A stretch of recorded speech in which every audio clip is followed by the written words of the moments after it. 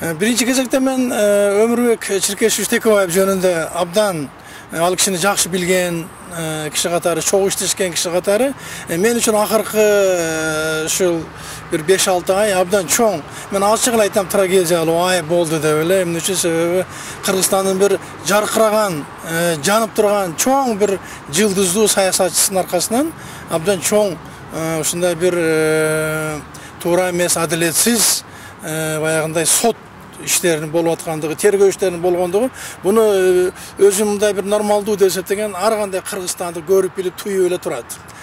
Эми болош болду, боесу канды деп унчукпай калсак, анда биз ошол акыркы 5-6 жылдагы болуп аткан сот жаатында болобу, бийлик жаатында болобу, абийирсиздикти, теңсиздикти, адилетсиздикти анда мойнубузга алып, эмне болсо ошо болсун деп жашай турганга макул болгондой болобуз. Бирок мен өзүм характерим боюнча андай эмесмин. Мен ачык эле айтышым керек. Эми камалды, макул 8 жылга камалды. Болгондо туура эмес камалды. Аяктагы бир сел-саяк бир Россиянын бир аты жыты жок бир инсанынын бир ооз сөзү менен ошондой нерсеге кириптер болду.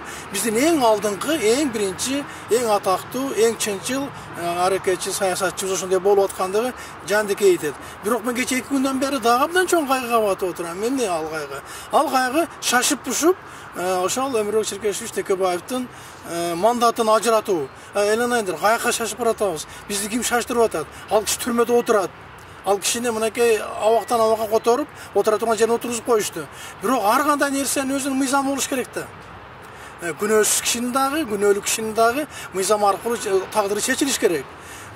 Биринчи май райондук сотунун өкүмү чыкты. Андан кийин апелляциялык арыз берилди, болуптур, ал бекемдеди. Бирок акыркы инстанция бар да, жогорку сот.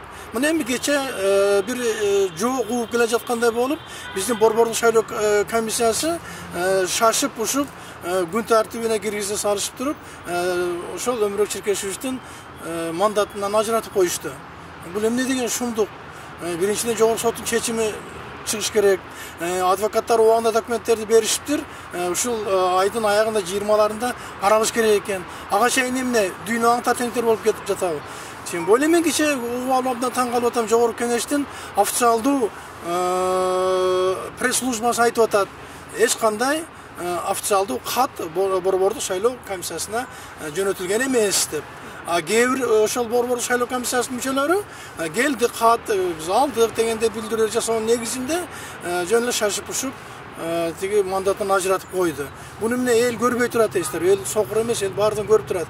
Менимче Өмүрбек Чиркешевич Текебаевдин авторитети, аброю дагы көтөрүлүп атат. Мен чынын айта турган болсом, Өмүрбек Чиркешевич эч кандай депутаттык мандаттын эле кереги жок.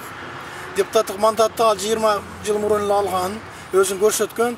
Азыр аны 100 депутаттык мандат менен курчап койсо дагы баягы чынчыл, ак ниет, ушу күчтүү эки саясатчынын бири болгон Өмүрбек Чиркешевич Текебаев деген аты кала берет.